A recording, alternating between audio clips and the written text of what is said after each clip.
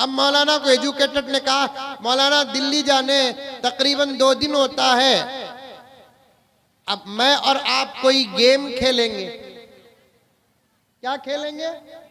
Game खेलेंगे, ताकि खेलते खेलते सफर करेंगे तो सफर कटेगा। अब मौलाना तो गेम वाले नहीं, उनके पास किताबें तो 2-4 रखी हुई थी। हमारे बड़ों ने कहा सफर का बेहतरीन साथी किताब है, सफर का बेहतरीन साथी किताब है। लेकिन मौलाना समझ गए ये मुझे छेड़ रहा है, अगर मैं आज इसे रोक दूं तो कल जाकर किसी और मौलाना को छेड़ेगा, आज मुझे इसे जवाब देना है। मौलाना ने कहा चलो खेलेंगे खेल। कौन सा खेल आप तय करो। अब उसने कहा कि मौलाना मेरे जहन में एक गेम है, मैं एक सवाल करूंगा आपसे, आप उसका जवाब देंगे, अगर न दे तो 200 रुपये आप मुझे देंगे। समझ में आ रहा है? अरे आ रहा है? सर तो हिलाओ ना यार। एजुकेटेड ने मौलाना से कहा एक सवाल मैं आपसे करूंगा, आपको जवाब देना है, अगर जवाब न दे तो आप 200 रुपये देंगे।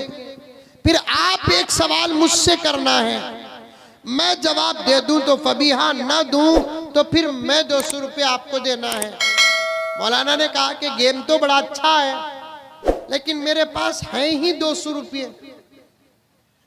एक काम करेंगे, तुम मुझसे सवाल करो, मैं जवाब ना दूं तो 50 रुपये दूंगा।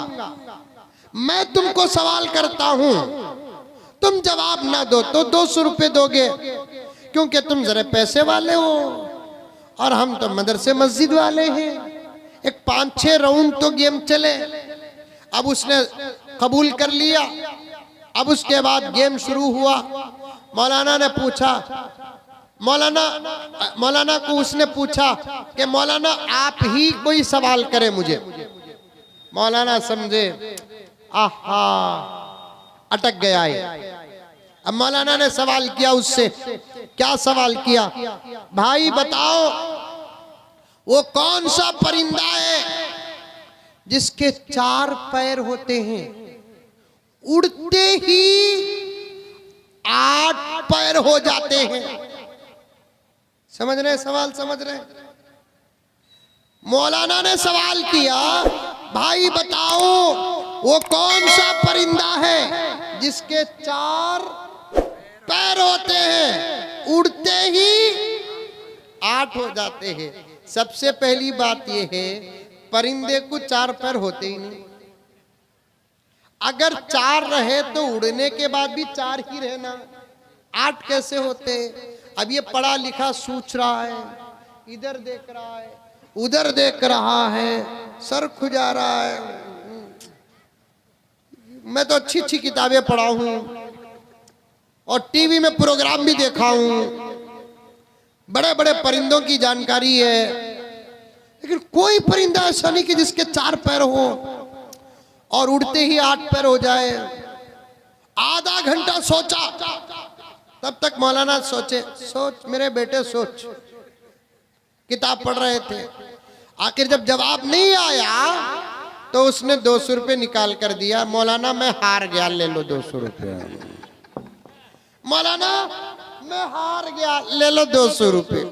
मौलाना लेकर बिस्मिल्लाह रख लिए। अब उसकी बारी थी सवाल करने की। अब उसने सोचा मैं सवाल क्या करूं, यही सवाल मौलाना से करता हूं।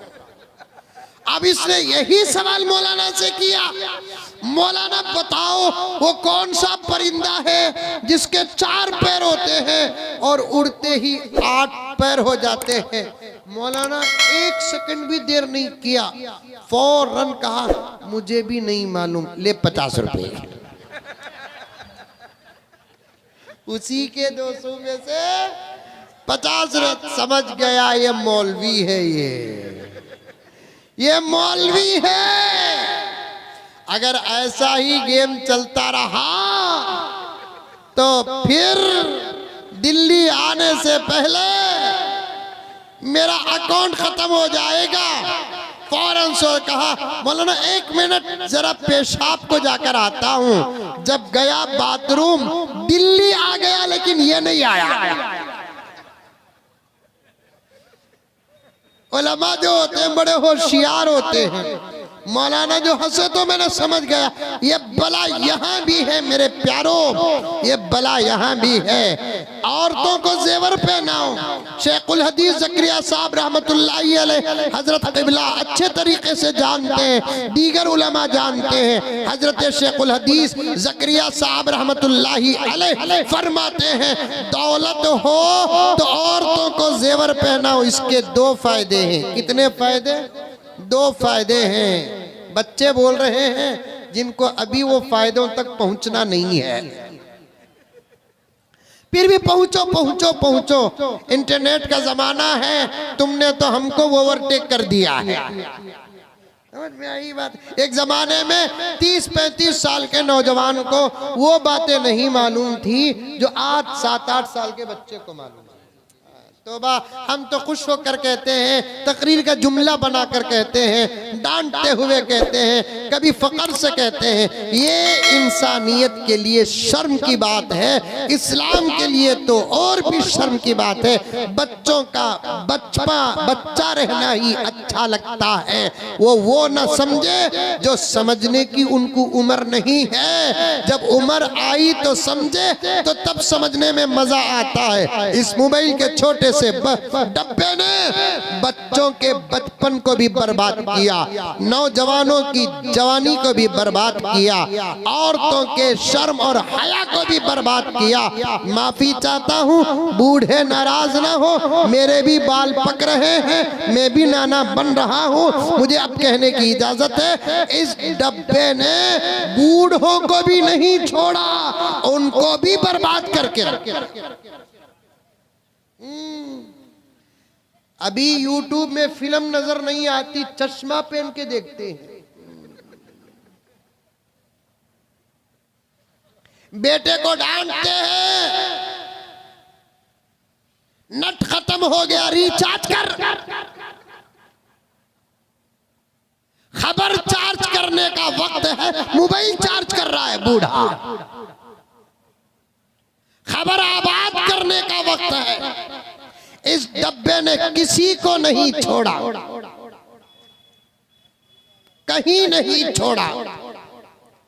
हजरत क़िबला मेरी तस्वीर फरमा दे।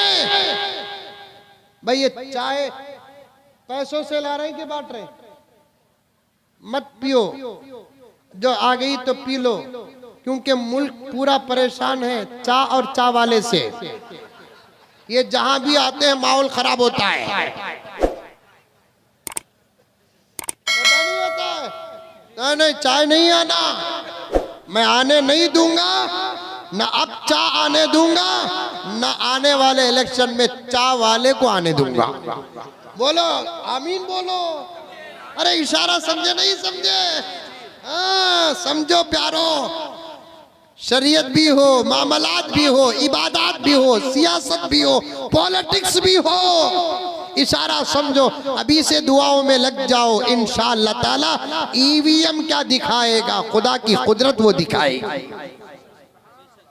अभी से दुआ में लग जाओ। जो दुआ हमारे नबी ने हमको दी है, ऐसे मौकों पर अल्लाहुम्मा ला तुसल्लित अलैना मल्ला यरहमुना, ये दुआ याद कर लेना। कम से कम हर नमाज के बाद पढ़ना, हर मर्द को पढ़ना, हर औरत को पढ़ना।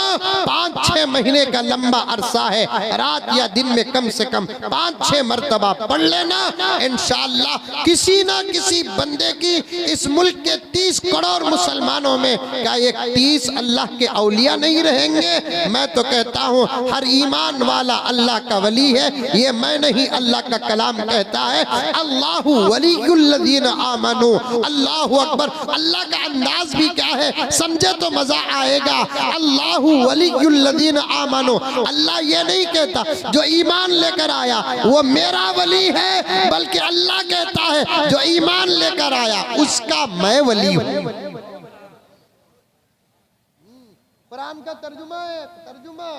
जो ईमान लेकर आया वो मेरा वली। अल्लाह ये नहीं कहते, अल्लाहु वलियुल्लज़ीना आमनू, जो ईमान लेकर आया उसका मैं वली हूँ। तो फिर इंशाअल्लाह वली की बात वली सुनेगा, दोस्त की बात दोस्त सुनेगा। ये दुआ पढ़ते रहो। लोग ईवीएम को सोचकर परेशान हो रहे हैं, हमारी खुदा की कसम निस्बत अल्लाह और उसके रसूल से है। ये जुमला याद रखना, दुश्मनों की ताकत जहां जाकर खत्म होती है, उलमा ने मोहम्मद की दुआ का असर वहां से शुरू होता है। दुश्मनों की ताकत जहां जाकर खत्म होती है, उलमा ने मोहम्मद की दुआ का असर वहां शुरू होता है। तो बस चाय रोक दो, इंशाल्लाह 2-4 मिनट में बात खत्म कर दूंगा। इस डब्बे ने किसी को नहीं छोड़ा और कहीं नहीं छोड़ा। मैंने खुद अपने आंखों से देखा कई ऐसे मुसलमानों को जो मक्के में इसका गलत इस्तेमाल कर रहे, मदीने मुनव्वरा में इसका गलत इस्तेमाल कर रहे। पर्दे में मेरी बहनें बैठी हैं, सामने मेरे भाई बैठे हैं, सबको मिला जुला कर